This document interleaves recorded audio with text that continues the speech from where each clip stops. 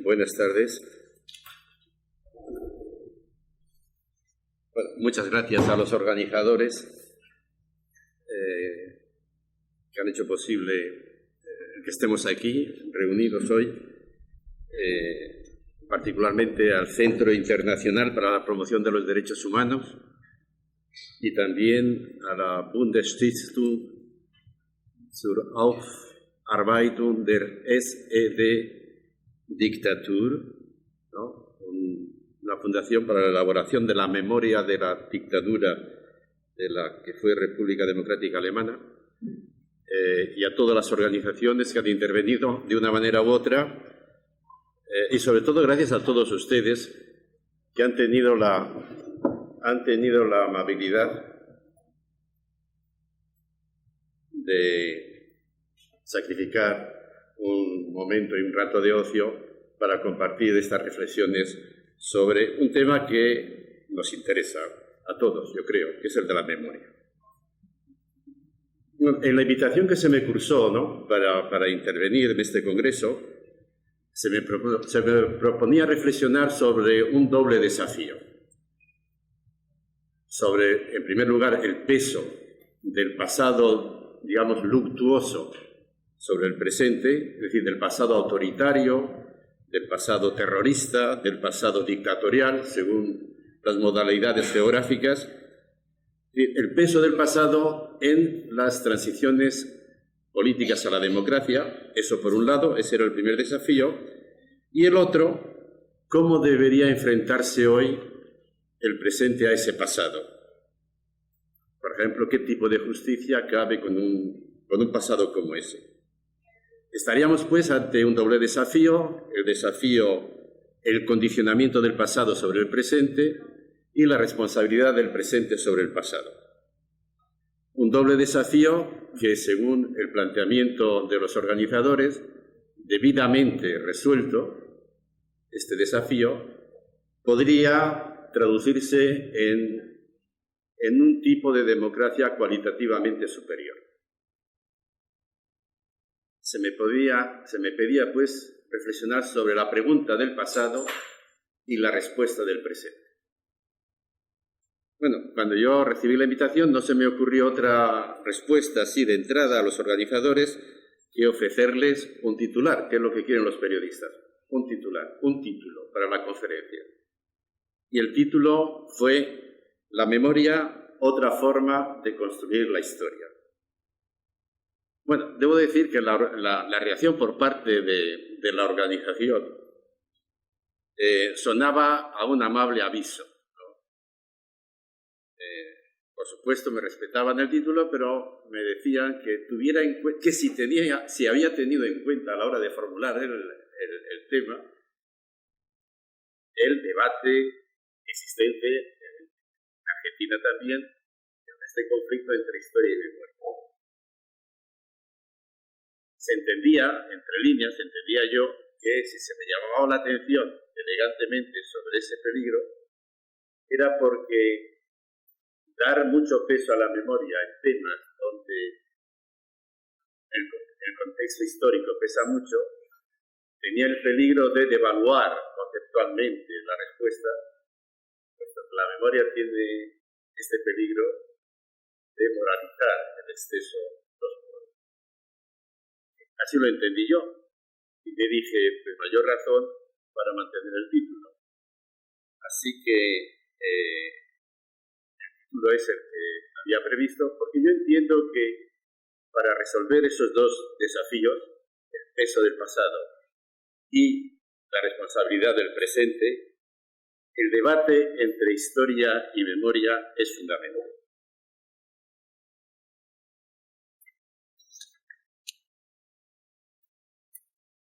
Claro, soy consciente de los límites de una conferencia, no puedo desarrollar mucho tiempo una tesis a propósito del conflicto entre historia y memoria, pero en fin, espero que dé al menos algunas indicaciones sobre algo que me parece fundamental, y es que el nuevo nombre de historia es memoria.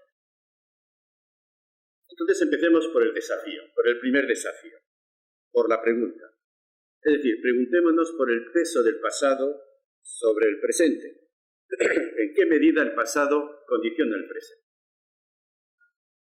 Diría que depende de la amplitud del daño del pasado. El cuerpo social funciona como el cuerpo humano, de alguna manera, y hay patologías que se superan, otras que dejan muchas secuelas, y las hay que son letales. Un ejemplo de superación, por ejemplo, de daños pasados, de daños que pueden ser superados, por ejemplo, lo ofrece Jorge Semprún, el escritor español, deportado en Buchenwald, que al salir del campo, aunque él tenía una clara vocación narrativa, él quería ser escritor, sin embargo, al salir del campo, se da cuenta que tiene que elegir entre la escritura o la vida, entre escribir y, por tanto, recordar, y eso le llevaba a la muerte, o vivir y significaba eso, olvidar y renunciar, por tanto, a ser escritor. Y optó por la vida, es decir, tuvo que dejar la pluma, y la enfermedad, la patología, le duró 16 años. A los 16 años pudo recuperar la memoria y empezó a escribir. Un ejemplo claro de que hay patologías que hay daños del pasado que se pueden superar. Otros daños son insuperables, porque el daño es definitivo.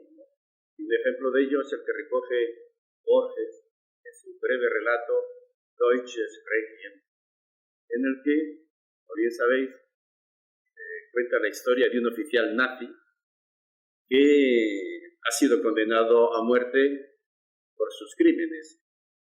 Va a ser ejecutado al día siguiente y por la noche repasa su vida. Y está contento. Ha estado a la altura de las circunstancias. Él apostó desde jovencito por el hombre nuevo hitleriano y fue consecuente. Aunque reconoce que hay una mancha en su historia, un momento de debilidad. Y fue un día en el que, estando juzgando y condenando a mansalva, pues se le presentó un hombre bueno, manifiestamente bueno. Era un anciano poeta que se llamaba Jerusalén. Era inocente, claramente. Y dudó, y esa fue su debilidad, dudó. Pero se mantuvo fiel a sus principios, le mandó matar. Y ahora que va a morir él, se acuerda de Jerusalén y dice, no sé si me entendió por qué lo hice, pero ahora se lo explico. Yo tenía que matarle porque tenía que matar la compasión que empezaba a renacer en él. Muere mucho cuando se mata. Y una de las primeras víctimas del crimen es la compasión, la capacidad de compasión. Ese sería un caso de lo que muere en los daños del pasado. Lo que tenemos que tener claro es que los hechos a los que aquí nos enfrentamos, ¿no?, ese pasado luctuoso al que me he referido, dictaduras, totalitarismos, terrorismo, todo eso provoca daños de amplio espectro. Daños de amplio espectro. Y ahora se trata de poner un poco de orden en todos esos daños. Y para intentarlo voy a echar mano de un autor que puede venir bien. No es un cualquiera, es el filósofo Hegel. Y Hegel discute con Kant, desde la distancia, sobre la naturaleza del crimen. Para Kant, la gravedad del crimen es que atenta contra la autoridad de la ley. Y hacer justicia en ese caso significa restaurar la autoridad de la ley, o como se dice en nuestra lengua, hacer caer el peso de la ley. Para Hegel, sin embargo, eso no es suficiente, porque un crimen, por ejemplo, no solamente es un atentado a la ley, y por tanto un delito, sino que también provoca un daño real a la sociedad. El crimen divide a la sociedad. El crimen político divide a la sociedad y el crimen político la empobrece. Divide a la sociedad. Yo recuerdo en España, cuando había un atentado del grupo terrorista ETA, como en el País Vasco se dividía la población. La mitad lo celebraba con champán y la otra mitad le lloraba. El crimen divide a la sociedad, la fractura.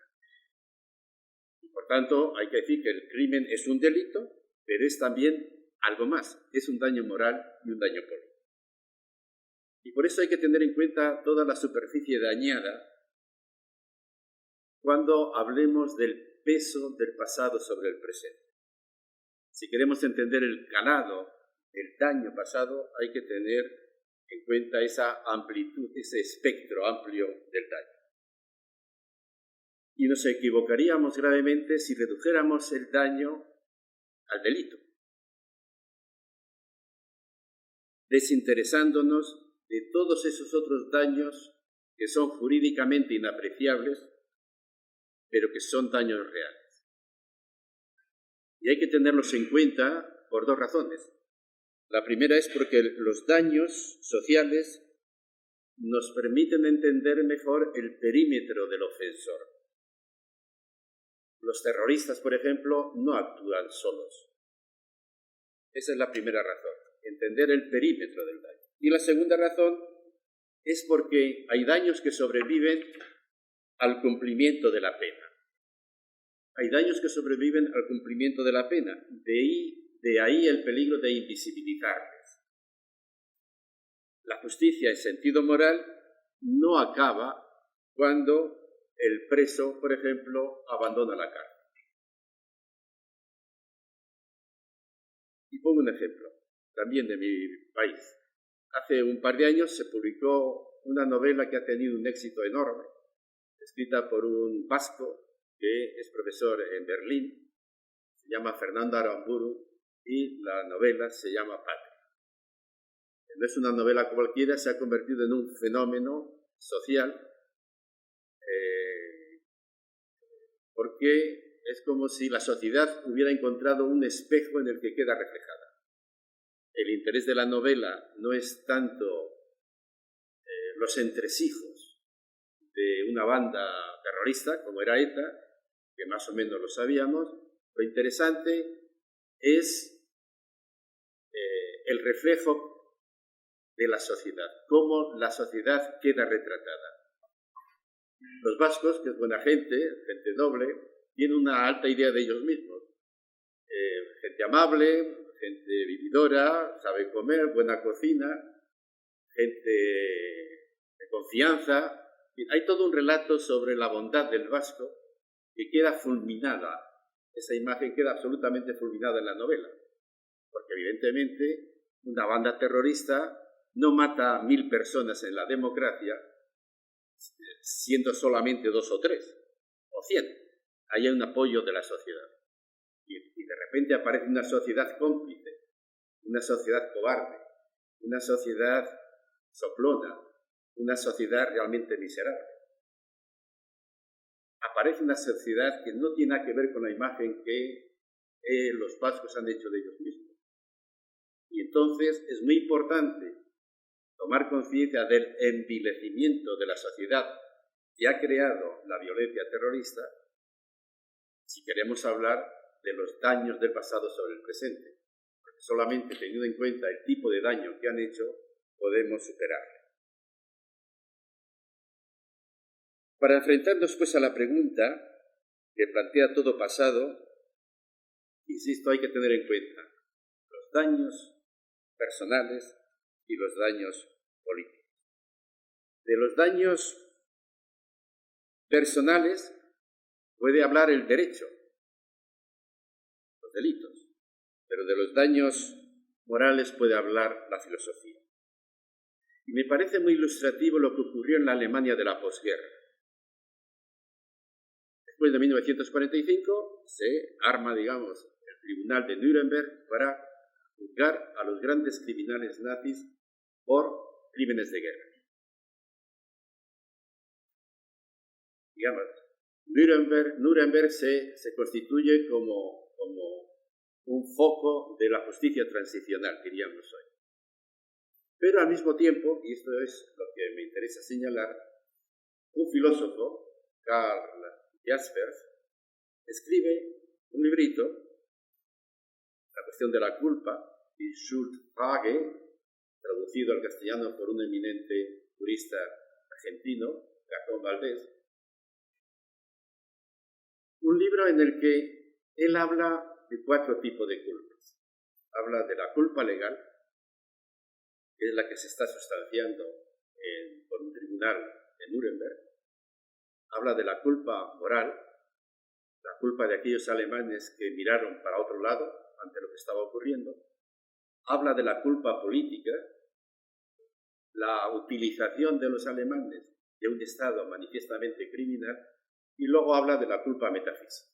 Bueno, la tesis de Jaspers es que si realmente se apuesta por la democracia, si realmente quiere Alemania construir un momento político diferente, democrático, no basta con lo que está ocurriendo en Nuremberg.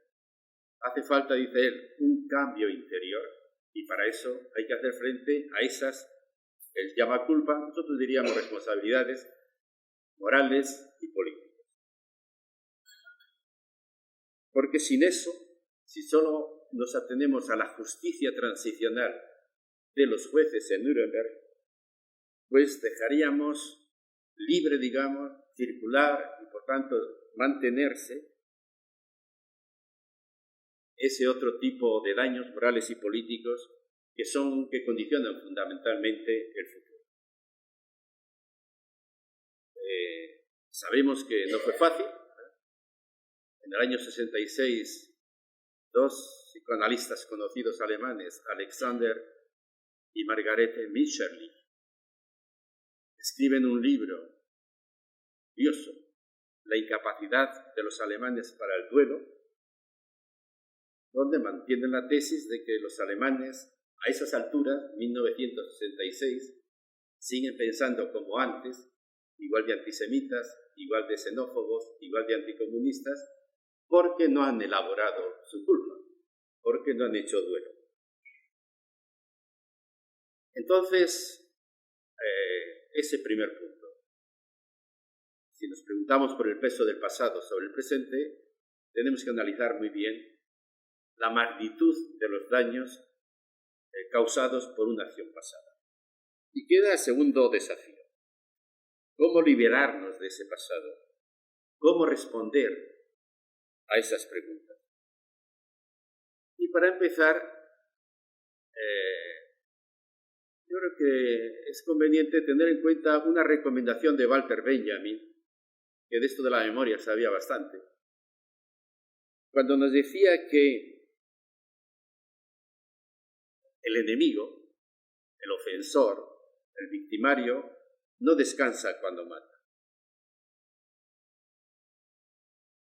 Sigue activo. Porque es muy consciente de que sin muerte hermenéutica, la muerte física es peligrosa.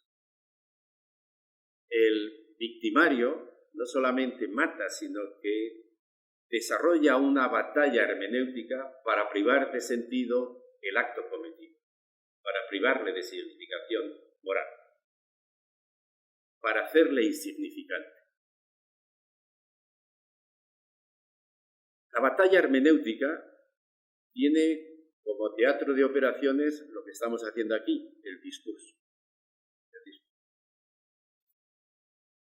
El relato, la idea, que al final se forma la sociedad sobre eso. Y por eso, de poco sirve el castigo físico si no tenemos en cuenta la capacidad del castigado para la batalla hermenéutica. Esta batalla hermenéutica es la más difícil de dar, porque tiene muchos cómplices, incluso entre las propias víctimas, incluso entre supuestos empatizadores. Voy a enumerar algunos tópicos cómplices que hacen tan difícil la batalla hermenéutica, es decir, aclarar el alcance moral y político del daño cometido.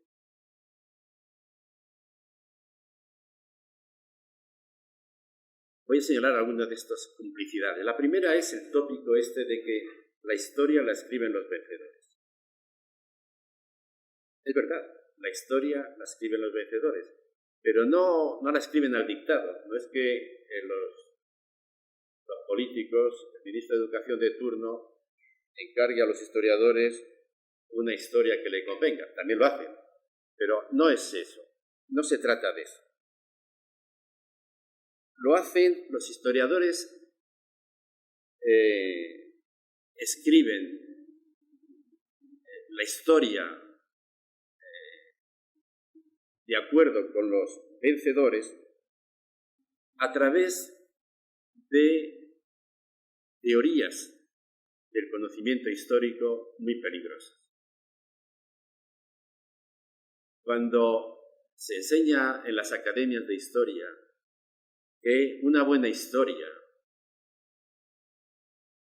tiene que atenerse a los hechos y explicar los hechos, porque solo los hechos son dignos de consideración, está diciendo algo que nos parece muy correcto y, sin embargo, es muy discutible. ¿Por qué? ¿Por qué es tan peligrosa esta complicidad entre verdad y hechos? Que es, digamos, el campo del historiador. ¿Por qué es tan peligroso? En nuestras lenguas, hecho, las lenguas latinas es muy claro, hecho es el pretérito perfecto del verbo hacer. Pretérito perfecto. Un pasado realizado. Los hechos son aquella parte del pasado que se ha logrado, que ha llegado a realizarse. Pretérito perfecto. Pero hay muchos proyectos que no llegan a realizarse. Hay muchos proyectos que fracasan. Hay muchos proyectos que quedan arrumbados en las cunetas de la historia. Esos podíamos calificarles de no hechos. Y ahora la pregunta es, ¿acaso los no hechos no forman parte de la realidad? El historiador dirá que sí, que le interesa la historia de los vencidos, pero como botín de los vencedores. Los ve a partir de los ojos de los vencedores. Pero esos no hechos forman parte de la realidad. No hay que confundir realidad con facticidad. La realidad son los hechos, por supuesto, y los no hechos también. Entonces, lo que hace el historiador con mentalidad científica es privar de significación a los no hechos. Y eso es realmente la explicación última de ese tópico, la historia la escriben los vencedores. Ojo con ese tópico. Otro es el de la banalización del sufrimiento. Es lo que hace Hegel en su filosofía de la historia. En su filosofía de la historia, Hegel, yo digo que es el filósofo notario. Es un filósofo difícil, pero tiene la ventaja de que es un filósofo notario. Él levanta acta de lo que la humanidad ha dicho y hecho a lo largo de la historia. Y con todos esos hechos, que es a primera vista un rompecabezas, él establece una relación, hace una teoría. Bueno, pues en su filosofía de la historia, cuando empieza a recoger datos de la historia de la humanidad, le llama la atención lo bestia que es el ser humano. Parece que solamente sabe hacer historia violentamente. Ese es el tópico, la generalidad. La violencia como arma de construcción de la historia. Y se sorprende, porque no parecería lo que cabría esperar del Homo sapiens, ¿no? Tanta violencia. Pero la sorpresa le dura un par de páginas, porque enseguida nos tranquiliza y nos dice, tranquilos, no pasa nada, es el precio del progreso. Es el precio del progreso. Incluso se permite una frase despectiva diciendo, bueno, la historia necesita pisotear algunas florecillas al borde del camino. Curiosamente siempre han sido los más débiles en la historia, y además los más. La historia se ha construido sobre el sufrimiento de los más en provecho de una minoría. A eso lo llamo la banalización del sufrimiento.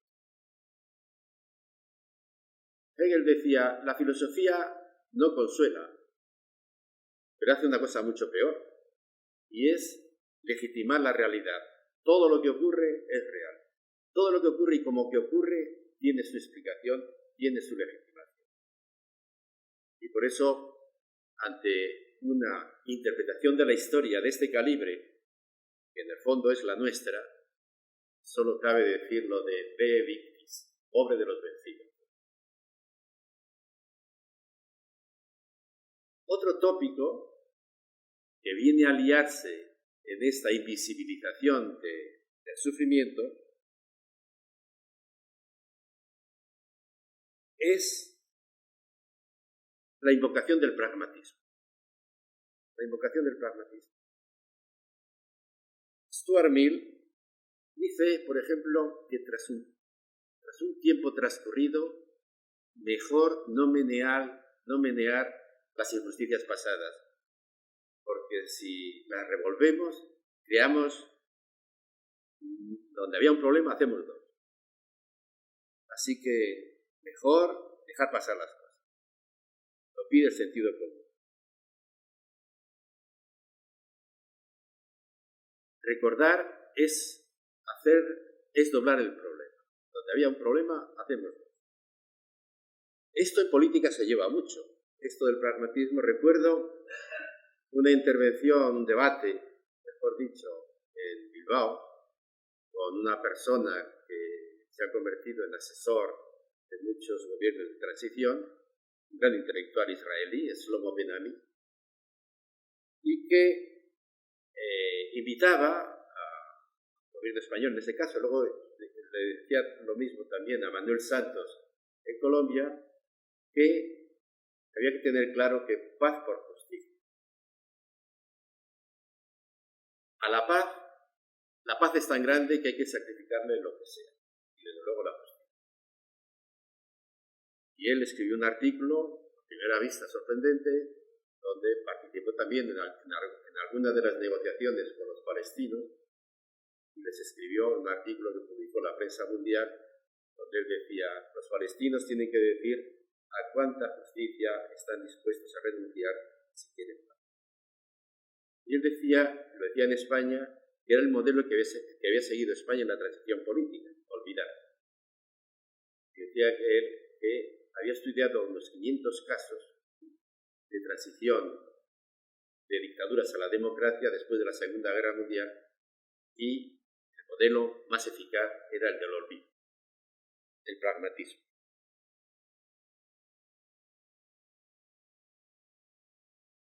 El pragmatismo, este tipo de pragmatismo tiene a su favor algo muy importante, y es que es más importante la vida de los vivos que los derechos de los muertos.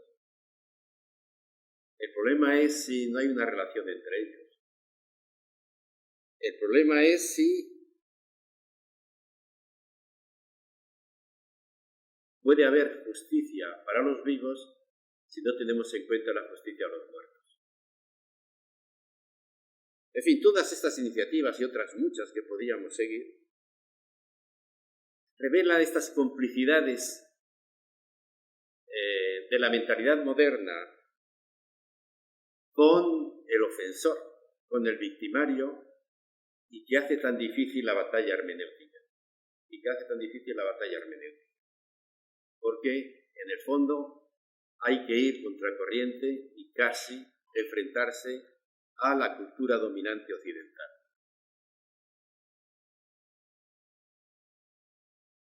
Claro, llegados a este punto podríamos preguntarnos, bueno, ¿y por qué es tan importante el pasado para el presente?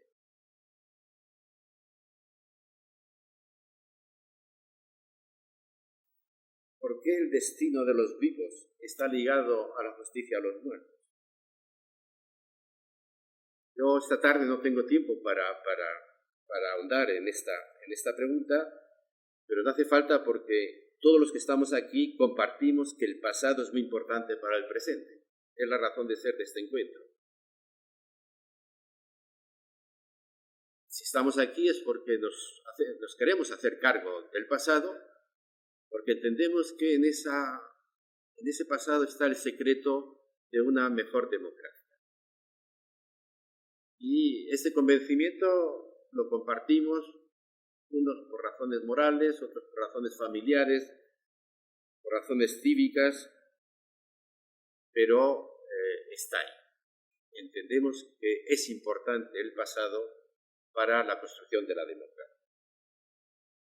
Mi tarea, sin embargo, lo que sí puedo hacer en este momento es, aparte de señalar la importancia del pasado para el presente, es preguntarme si podemos realmente alcanzar el pasado. Si el pasado es realmente pasado, o hay alguna manera de hacernos con el pasado, verle por los pelos al pasado. Hay una posibilidad, y es la que da la memoria. La memoria es la posibilidad de hacer presente el pasado. Esa es la palanca capaz de hacer presente el pasado y hacer presente lo ausente. Hablemos pues de la memoria. Hablemos un momento de la memoria. Y para empezar por lo más elemental,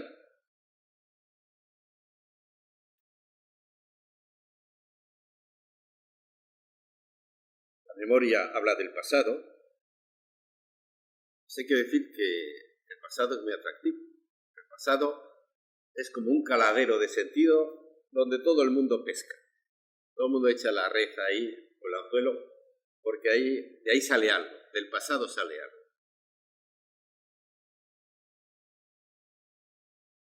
El pasado fascina en primer lugar al historiador, evidentemente. El historiador que se erige en lector cualificado del pasado, algunos incluso hablan de la ciencia histórica, de un conocimiento científico del pasado, se pasan, pero bueno, vamos a dejarlo en que se esfuerzan por conocer el pasado, y de paso el historiador hace una teoría de la memoria. No solamente dice cómo la historia tiene que enfrentarse al pasado, y esa es la tarea de la historia, el pasado riguroso, esa lectura rigurosa, pero al mismo tiempo hace una teoría sobre la memoria, entendiendo que la memoria es una aproximación sentimental y vivencial, es una vivencia del pasado, es como cada cual vive el pasado. La lectura rigurosa, la historia, es vivencia del pasado, la memoria. Eso es lo que piensa el historiador tipo, porque la verdad es que está apareciendo una generación de historiadores muy diferentes. Pero yo creo que el historiador que domina en Europa todavía es este. Interés, pues, del historiador por el pasado, interés también del literato. No me refiero a la memoria, a la novela histórica, no, me refiero a la buena novela.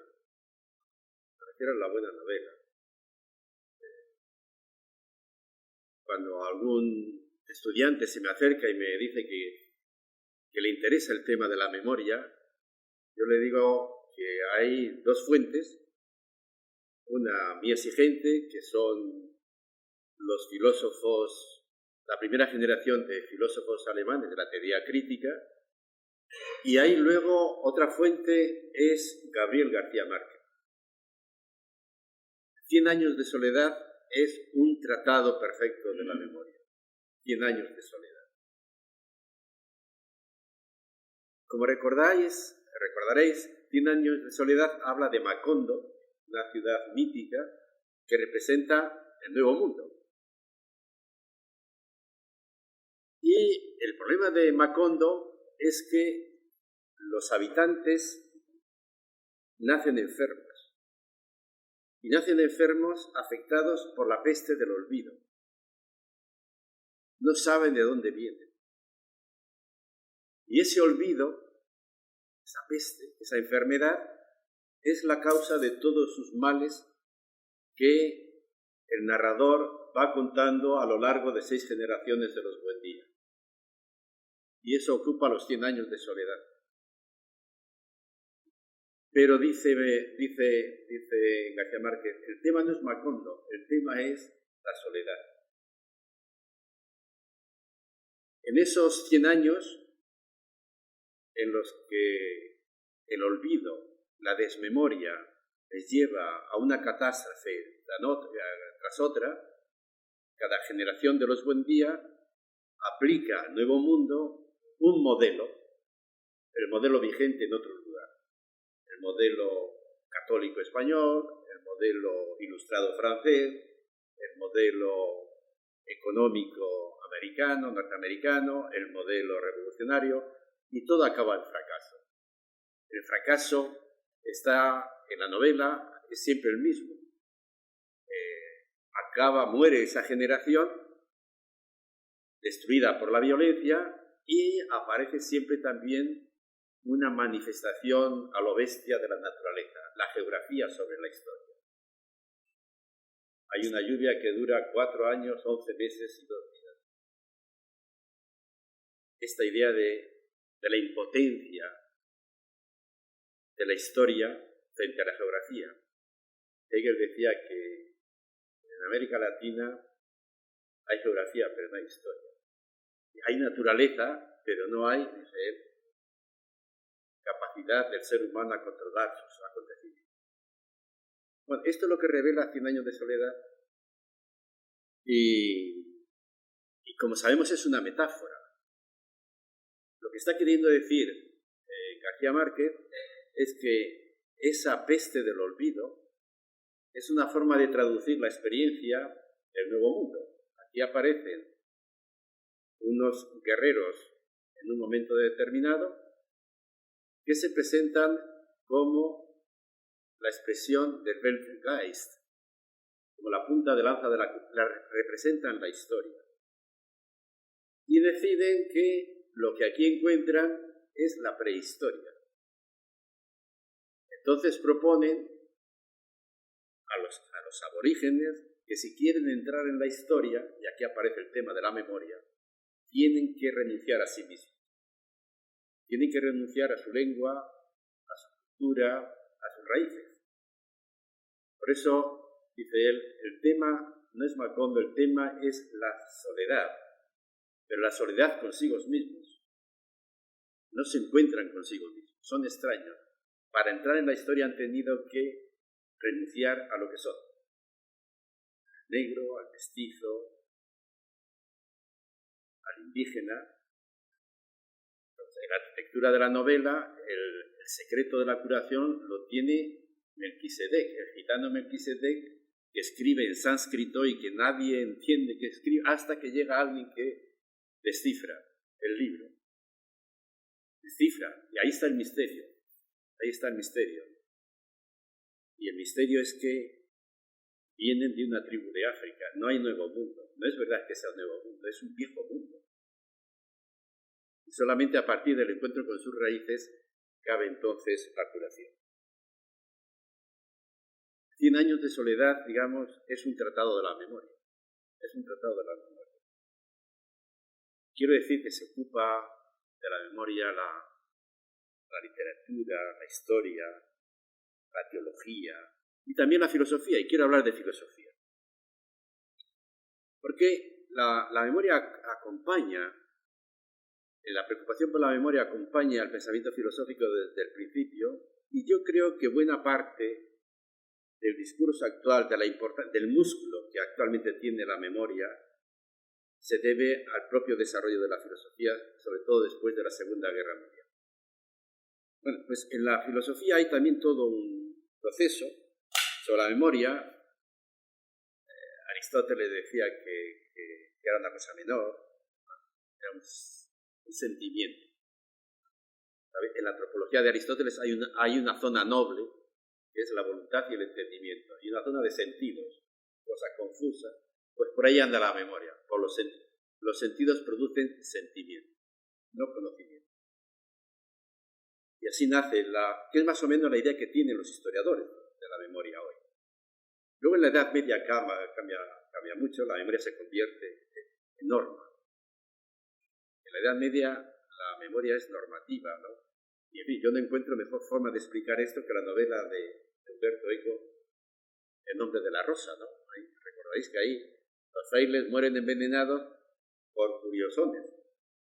Quieren conocer un libro nuevo. Ha llegado un libro de Aristóteles sobre la comedia y quieren leerlos. Entonces el bibliotecario, Fray Jorge, que es un español, los envenena a todos y cuando ya es sorprendido por Guillermo de Baskerville, ¿no? En el último momento, ya le explica por qué mata a los curiosos. Y les mata porque dice que San Bernardo les ha dicho que la humanidad ya sabe todo lo que necesita para salvarse. Entonces, lo que tiene que hacer es repetir. La universidad lo que tiene que hacer es repetir el conocimiento, no investigar. Esta idea humboldtiana de que la universidad que no investiga no enseña bien, no era la medieval. Ahí el conocimiento era transmisión, repetición. Y esto es lo que queda expresado en esa novela. Y todo cambia en la Edad Media. Le digo, en la Edad Moderna hay un prestigio de la razón autónoma y de la libertad y un gran desprecio por la memoria, ¿no? Descartes decía, si tenemos razón, ¿para qué queremos la memoria? Y luego el que ya se pasa es Hegel, de la memoria dice de todo, ¿no?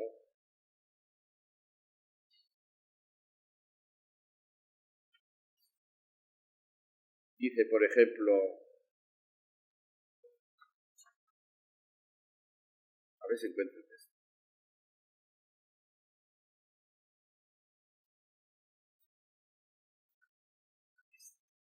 Dice, la memoria es la horca de la que pende estrangulada la razón. La memoria estrangula la razón. La memoria es el ataúd de los muertos. En la memoria, el pasado tiene la misma vida que una colección de piedras. Y es que Hegel lo tenía claro. Él decía, nur die Gegenwart ist das Vor und Nach nicht. Solo el presente es. El pasado y el futuro, no. No hay lugar para la memoria. Pero todo cambia en el siglo XX. En el siglo XX se revoluciona el tema de la memoria porque entra en juego el pueblo de la memoria, entra en juego el pueblo judío. Y enseguida deja sus huellas. El pueblo judío vivió en Europa los siglos de la Ilustración intentando asimilarse, hacerse como el prototipo del ciudadano moderno, que era fundamentalmente postcristiano, cultura cristiana, hasta la Primera Guerra Mundial. La Primera Guerra Mundial supuso un conflicto y una consternación en la cultura europea difícil de imaginar hoy, porque supuso la quiebra del modelo europeo, del modelo político europeo, que era el modelo ilustrado. Fracasa en la Primera Guerra Mundial y obliga a repensarlo todo. Y en ese momento, en ese contexto de búsqueda de nuevos conceptos, de nuevas categorías para repensar, digamos, un espacio de libertad y racional, es cuando se produce algo a primera vista insignificante, pero que es como el manifiesto de una generación. La carta de Kafka al padre. En esa carta, Kafka echa en cara a su padre el no haberles transmitido su cultura, la cultura judía. El padre decía que para prosperar mejor dejar esos conceptos de pasado, dejarlos fuera de consideración, no tenerlos en consideración. Kafka echa en cara a su padre el no haberle transmitido esos materiales, esa cultura, porque son los que en ese momento podían ser capital para repensar ese espacio, pensar de nuevo la modernidad.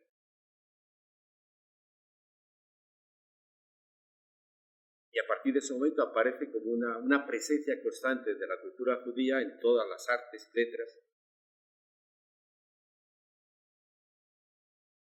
Y la primera gran manifestación la tenemos en los sociólogos alemanes, franceses, los sociólogos de la memoria, que empiezan a hablar de memoria histórica y memoria colectiva. Una gran novedad. Maurice Halbwachs, habla de memoria histórica y memoria colectiva. Algo que molesta, por lo menos en España, profundamente a los historiadores. La memoria es subjetiva y no puede ser colectiva. La memoria no puede ser histórica porque entiende que la memoria o es natural o no es histórica. Aparece en los sociólogos de la memoria, en los sociólogos franceses, la importancia de la memoria para la construcción de la realidad, porque si no fuera por la memoria colectiva y nos pusiéramos delante, por ejemplo, de las pirámides de Egipto, no nos dirían nada, más que un montón de piedras más o menos organizadas.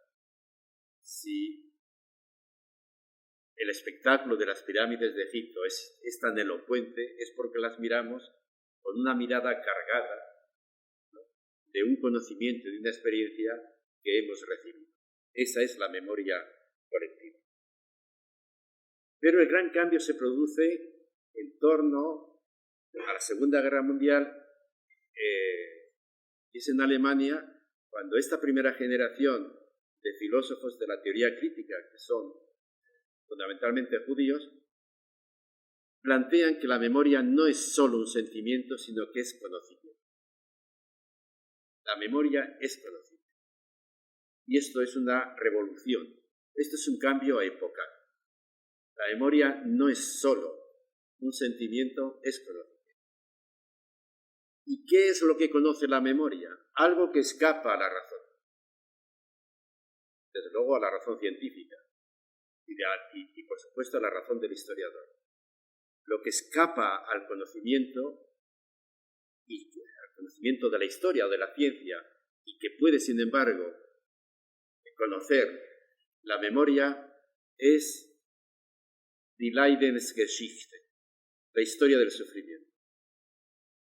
Dice Benjamin, la memoria son como rayos ultravioletas que nos permitan ver la parte oculta de la realidad, la parte oculta sobre la que se ha construido la historia. Entonces, el gran cambio que se produce con la memoria a partir de ahora es que la memoria ya no es solo una categoría temporal. La memoria no solamente tiene que ver con el pasado. La memoria tiene que ver con el presente también, pero con una visión de lo ocultado por el presente. Es una categoría temporal y al mismo tiempo una categoría epistémica. Es el modo de conocer una parte de la realidad, la parte ocultada o oculta de la realidad.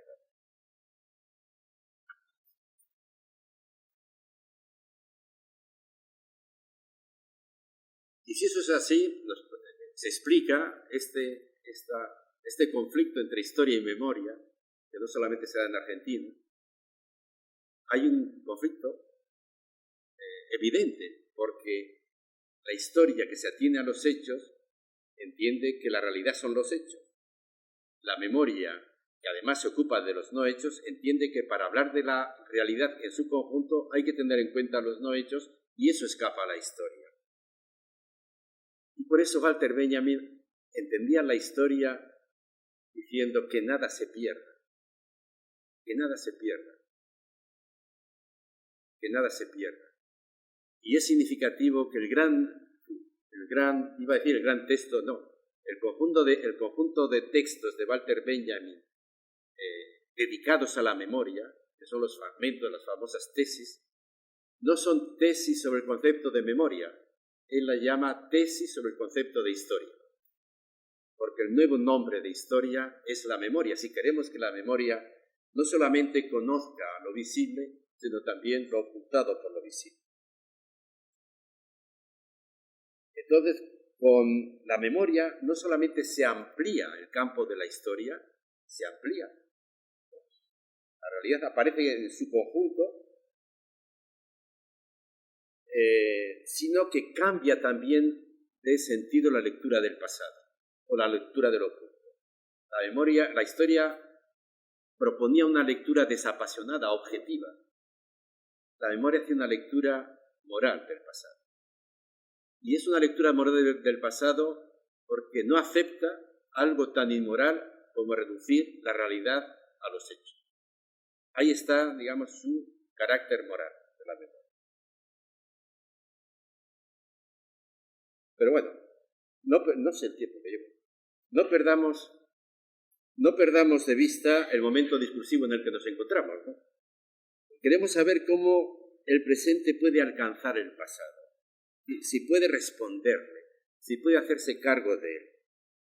Y digo, lo puede hacer gracias a la memoria que se convierte en abogada de esa parte oculta, de las víctimas.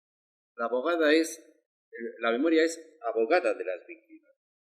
Y esa abogacía no va a permitir que se justifique la producción de víctimas en nombre del progreso, que es lo que hasta ahora decía la razón dominante, no lo va a permitir, y lo que sí va a hacer va a ser cuestionar la legitimidad del presente, de este presente que no tiene en cuenta el precio de sus logros. Y por eso la memoria es abogada de las víctimas y al tiempo tribunal de la historia. La memoria, tribunal de la historia. Estaba hablando del desarrollo de la memoria y he dicho que empezó siendo un sentimiento, ha llegado a ser un conocimiento y falta lo fundamental. El gran descubrimiento del siglo XX es que la memoria es un deber. Es un deber.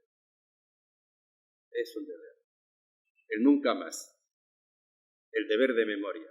El deber de memoria es una expresión un poco francesa y algunos en Francia veo que empiezan a hablar de trabajo de memoria porque tiene un exceso de moralidad el deber de memoria. Quien tenga esa sensibilidad, le invito a que adopte la fórmula de Adorno. Él prefería hablar de nuevo imperativo categórico.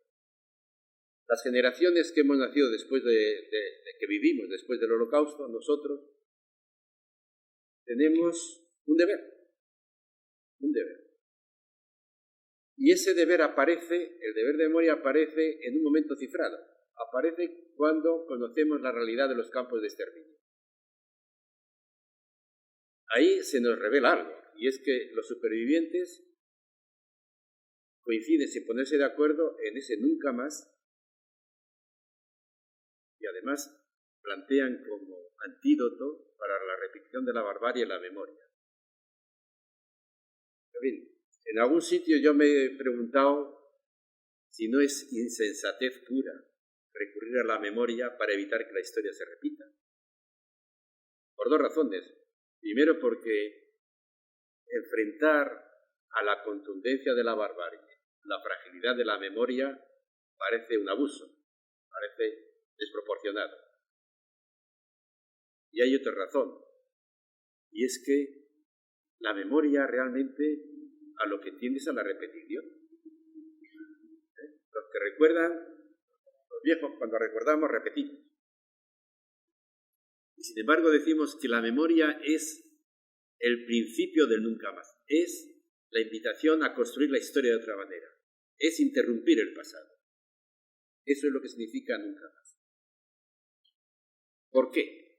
¿Por qué tiene la memoria este poder? Porque es todo paradójico, lo que estamos hablando es todo paradójico, todo lleno de contradicción. ¿Por qué? Pues porque está claro que los supervivientes hicieron una experiencia que nadie había pensado, literalmente impensable, inimaginable. Y esto hay que tomárselo en serio, porque aquí está la clave del deber de memoria, en el hecho de que la humanidad hizo algo que no había sido capaz de pensar. Por eso era impensable. No fuimos capaces de pensar lo que sí fuimos capaces de hacer. Entonces, si queremos hacer la historia de otra manera, tenemos que tener en cuenta no lo que somos capaces de pensar, sino lo que hicimos. Y eso es una invitación a repensar la historia. El deber de memoria no consiste en acordarse de los supervivientes ni de los judíos, fundamentalmente. Es una invitación a repensar la historia, las piezas de la historia,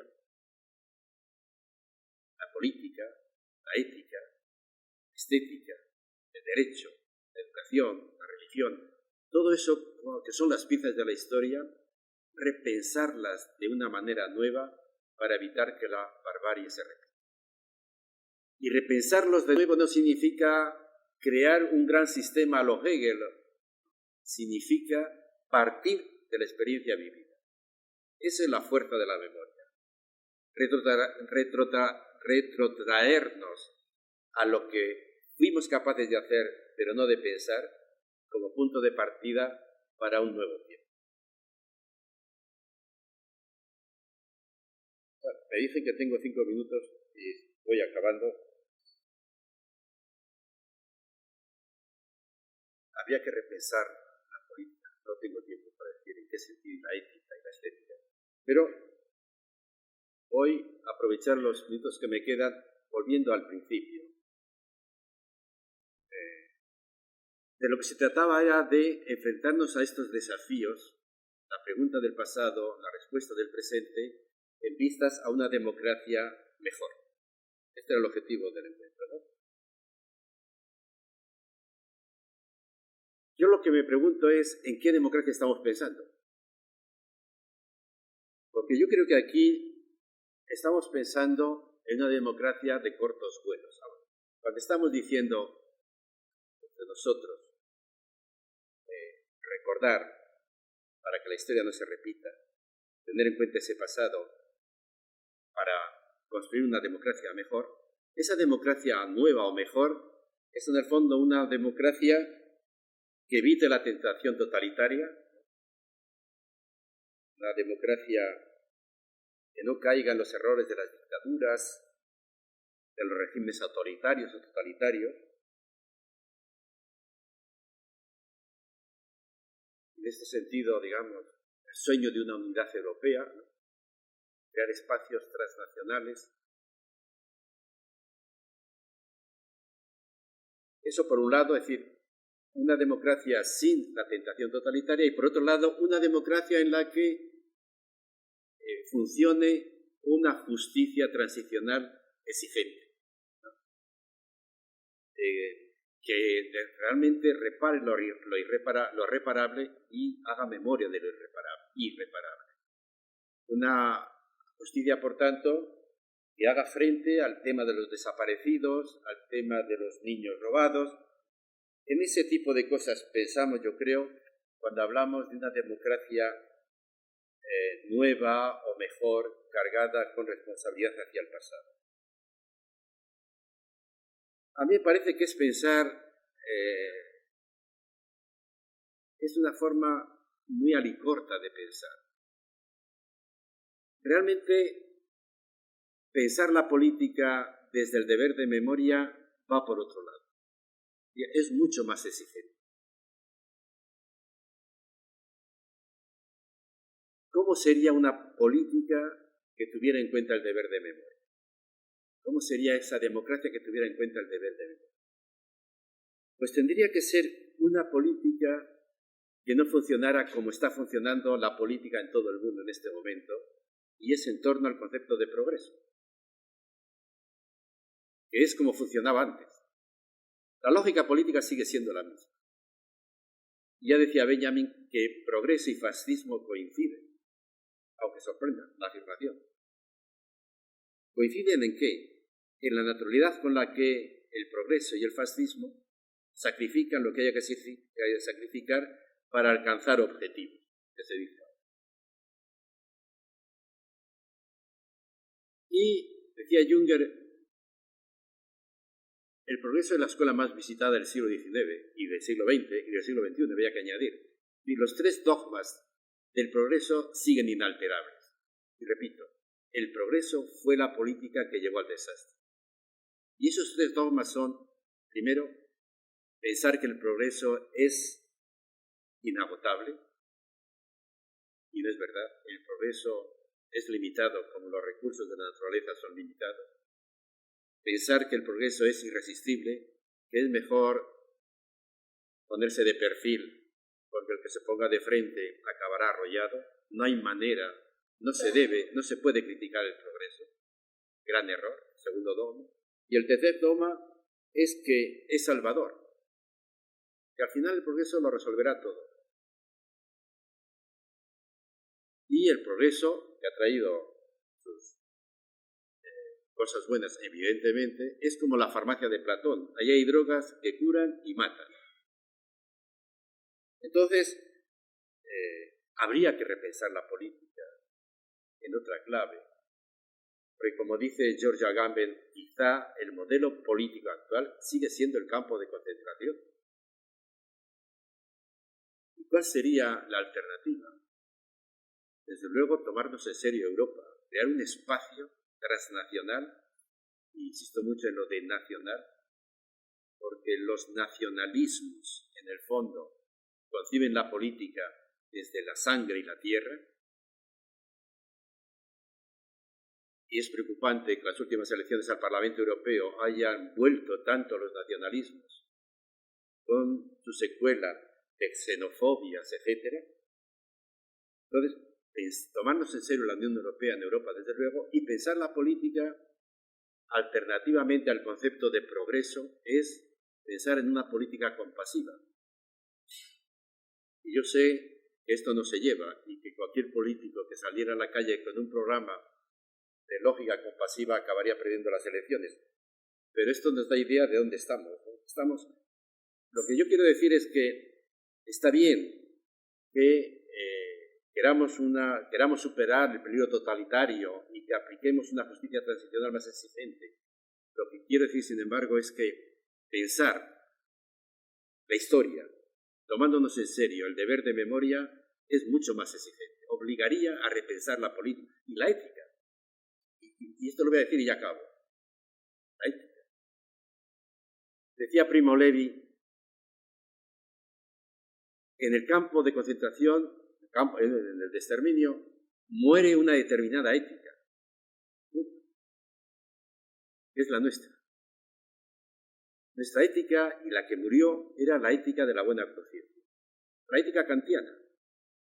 La ética que consiste en pensar que ser bueno es ser consecuente con uno mismo. Grave error, porque decía Georg Steiner, los nazis tenían buena conciencia y por eso podían leer a Rilke por la mañana, matar, asesinar durante el día y luego tocar a Schubert. ¿Y qué es lo que propone Primo Levi como alternativa? El título de su obra. La nueva ética es hacerse cargo, responder a la pregunta de su libro, si esto es su nombre.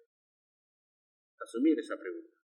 Ética consiste en hacerse cargo del ser humano que no tiene apariencia humana.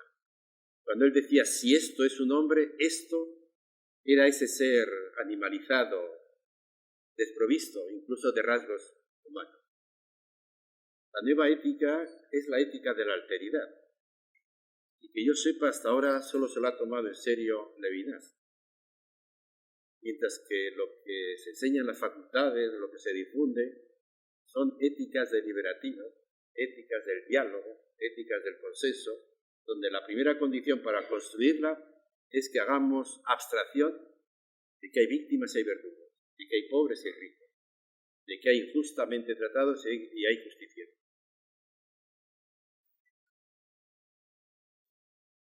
Bueno, acabo. Y acabo diciendo que la democracia por venir es, de momento, puro futuro, que ni siquiera se insinúa, porque estamos muy cómodos pensando que la memoria es un sentimiento. Lo que nos da pánico es pensar que es un deber que alcanza el conocimiento. Estamos muy a gusto con Aristóteles y nos ponen muy nerviosa la memoria de Auschwitz. Tomarse en serio el deber de memoria es ver el mundo con la mirada de las víctimas. Y decía Adorno, es como contemplar el mundo como como le podían contemplar al mundo los crucificados cabeza abajo, que veían el mundo al revés. Esa sería la mirada de las víctimas. Y eso es muy difícil de hacer porque es una postura muy incómoda también.